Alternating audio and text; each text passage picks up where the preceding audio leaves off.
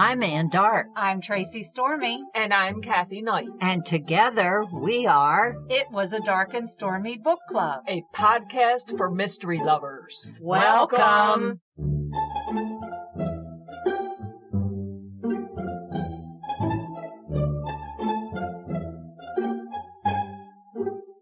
If you enjoy our show, please consider contributing to the Dark and Stormy Patreon. By becoming a patron, you will help us create better and quality content. There are also benefits to becoming a patron, such as exclusive content and Dark and Stormy merchandise. Become a supporter at patreon.com/darkandstormybc. Check our website for the link. We appreciate any and all contributions. Thank you. Hello and welcome to It Was a Dark and Stormy Book Club. We are taking a little break for Christmas this year. Instead of a regular episode, we are going to rebroadcast one from September of 2018. It features a discussion we had with a dear friend, Rowland Savage, who passed away this August, and our hearts go out to his family, especially at this time of year. We hope you enjoy the episode. Rowland Savage grew up in Baltimore, Maryland. He attended Johns Hopkins University, where he received his degree in clinical theory and therapy. He began his professional career as a teacher at Towson Catholic High School. He was drawn by the need to help young people, so he pursued his licensure as a national certified counselor and licensed clinical professional counselor within the Baltimore County school system. He became the department chair, supervisor, then coordinator for the Office of Guidance and Counseling Services. Rowland was a sought-after national public speaker and an expert on many topics, including youth suicide prevention, crisis management, bereavement counseling, traumatic loss, conflict resolution, peer helper training, and personality disorders. He was involved in numerous teaching roles as an adjunct instructor at Johns Hopkins University, Towson State University, Goucher College, and Loyola College. Rowland was the recipient of the Governor's Citation for service in support of youth suicide prevention. Rowland received recognition from the county and Maryland State Department of Education, commending him for his 38 years of dedicated support to their students. I'd like to welcome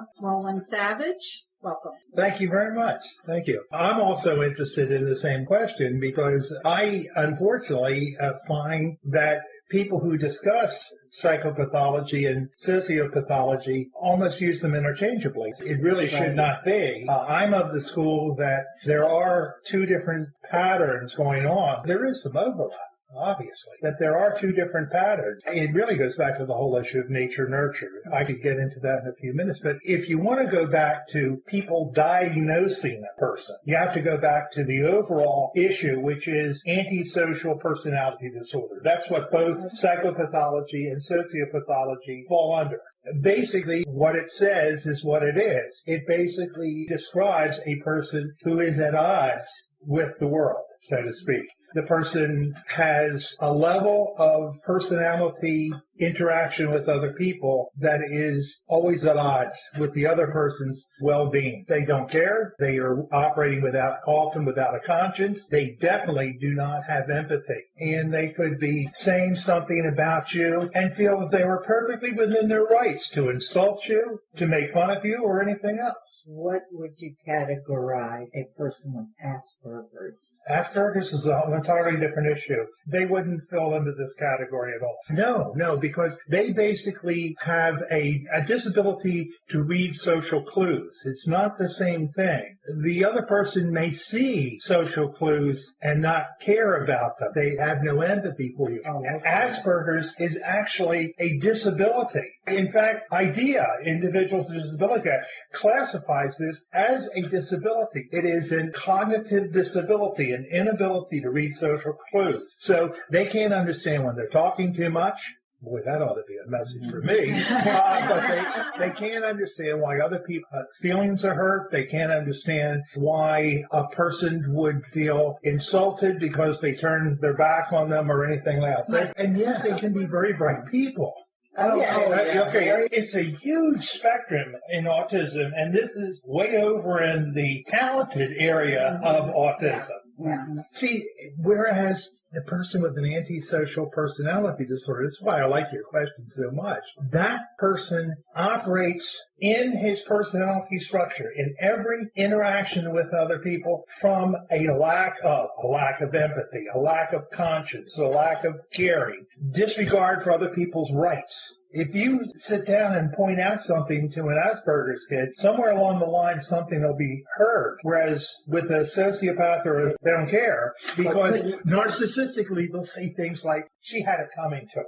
That's what I was going to ask. They're all narcissists. They really are, in quite a way, because their code of ethics is completely off from whatever you would read. This is why you only get a small number on these little tests that you take. It's because basically you allow your ethics to come in. You allow your conscience to come in. They don't. Yeah. They don't. But couldn't somebody with Asperger's be misdiagnosed if they didn't go into the deep? I would hope in this day and age we're a bit better on that. But I would think a person that has not had a good advocate for them could be misdiagnosed. Right. Yes, right. Sure. But I think we've really kind of advanced the mark, so to speak. Years ago, they were just considered odd, different, or strange. So is there a spectrum when it comes to the antisocial? Oh my God, yes, of course. Okay. Of course. You have a number of very talented businessmen. They're sociopathology oriented, basically because they'll run roughshod over rules. They don't care about regulations. They'll cut ends. The bottom line is the only thing that counts. They can be good at business. They can be very good at business. They can be extremely good. And politics, absolutely. I say that not without real concern about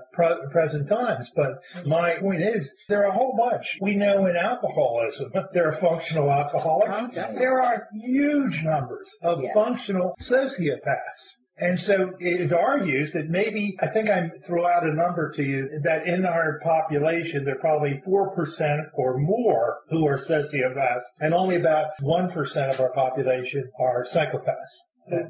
Oh, yeah. And it's nature-nurture, to go back to that. Psychopaths, you can often hear people say, well, he was born bad. And that's not too far off the thing, because it truly is a nature thing. We see kids that are fire setters, cruel to animals, killers of animals, abusive of other people's rights, horrible toward their brothers and sisters, yet very beguiling and smooth around their parents. Manipulative. Yeah, they are hugely manipulative. Ted Bundy type. Ted Bundy always comes to mind because what was he? He was handsome, he was smart, very smart, in fact. Mm-hmm. He could convince anybody that he was somebody to be trusted. And yet the whole idea of selling this trust was his way of becoming a serial killer. That's a great question, because there are all of these degrees, and there are degrees of psychopathology as well. Sociopathology, I think, is even wider. But there are just so many people in our society that function very ably as a sociopath. I would suggest that there are a number of people in CIA that would function along that line, because it fits perfectly into what they often have to do. That's the way they're going to be successful. Among this spectrum, so to speak, a person is diagnosed, or maybe not diagnosed, but they're a sociopath. Could, any one of them turn out to be a murderer? Oh, yeah. Sure. So, in the low end of the spectrum to the high end of the spectrum, I think any of them could, but it tends to be the people who are most self-destructive that tend to be the murderers, because basically they're impulsive. The larger the degree of impulsivity, the more likely you are to act on your anger, act on your sense of hurt, justice, and revenge. All I can do is kind of point out abusive spouses. They're a thing that they say time and again. She asked for it. She was asking for it. It's her fault. If we didn't have that second kid, everything would have been fine. Yeah, exactly. And all of those kinds of things. From what I have seen, the closer you are to the full anger, revenge, the idea of hurt justice, the idea that you're trying to even the score, or the more narcissistic you are, the more dangerous you are. I think they fall into a pattern of any kind of criminal behavior, much more than the ones that are on the other end that probably look at the world as, I could take advantage of this, but there's no need to fall off the edge, so to speak. Right. That seems to be the story of sociopathology, that it is a much broader spectrum than the psychopaths. Now, looking from the point of literature. Yes.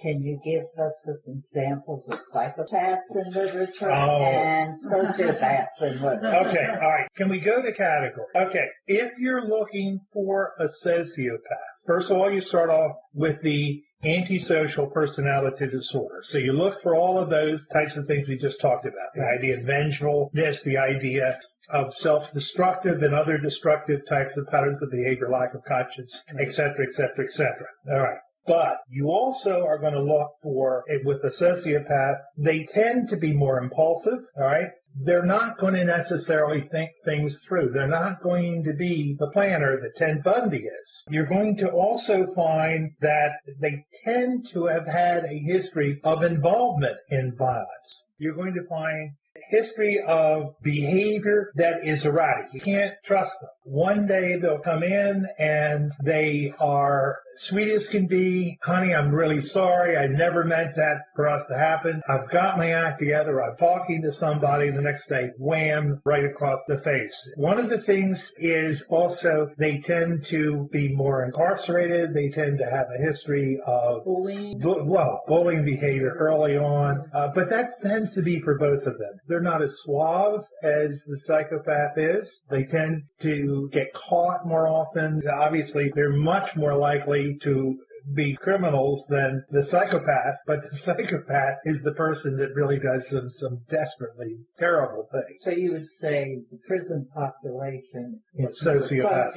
And just think about it. You just think about it. Poor economics. You have marginalized populations. You have populations that have been exposed to abuse from early on. You have people that did not have the opportunities that other people had. Especially with mental health care. And health care. The question that was raised here earlier about Asperger's. They say there are tons of undiagnosed Asperger's syndrome young people in a population that eventually, unfortunately, goes into sociopathology. Right. So that's it. Now, let's go over to the psychopaths for a minute. The psychopaths tend to be people that from very early on operate without a conscience. They operate without empathy. They operate without a sense that other people's rights have any kind of supremacy to their own. They tend to be very suave, manipulative. They're often bright. They tend to be surprises to other people that they didn't catch on. It's why? It's because they've used all of those skills in certain ways to hide it. They tend to be brighter than the sociopaths. That's just unfortunately statistically true. So they know that they're not like everyone else. They know. And they know they need to hide. They know they're not like everyone else, and they have some kind of a plan to use that in whatever way is possible. And you can start to see them in books. Just look and just see. You'll see that if I remember correctly, we've just finished in the Mystery Book Club that I belong to, a book about a woman who operates in a sociopathological way, but she comes up from very poor circumstances. She's been abused. She's been in very limited places for opportunity. She's smart enough that she can figure out that she needs to use her wiles to be able to go along. I think she's sociopathological, even though some people might think she's a psychopath. I mean, and you're referring to Vera. I'm talking about Vera in our book. Well, it was the series Vera Stanhope. Yeah, but not Vera herself. Right, Anna. Anna, yes, yeah. Because of the compromised circumstances, she goes over into a survival mode, and often you're going to see that. You can justify a heck of a lot of things. See yourself as a victim and as a survivor, and that's how they often see themselves. They know right from wrong. Yes. They just, the sociopath doesn't care. The psychopath is trying to figure a way around it. Exactly. But also the psychopath, an inbred sense of self-justice. That the way he sees things probably is the true piece here. It's that whole kind of thing. If you were me, you'd see that this is the way to go. Or if she wouldn't have been walking at 10 o'clock at night, there's no way she would have come across my steps here. You know, she was throwing herself. You and I listen to that, and in a book, if it starts to sound like, boy, that's a sick read on society, usually it's a psychopath then at that point. But if it's a person that's been going through a number of different circumstances over the years and she or he has gotten into survival mode, I think we see more of a sociopath. Now, of course, you also run into a whole bunch of other things. You run into borderline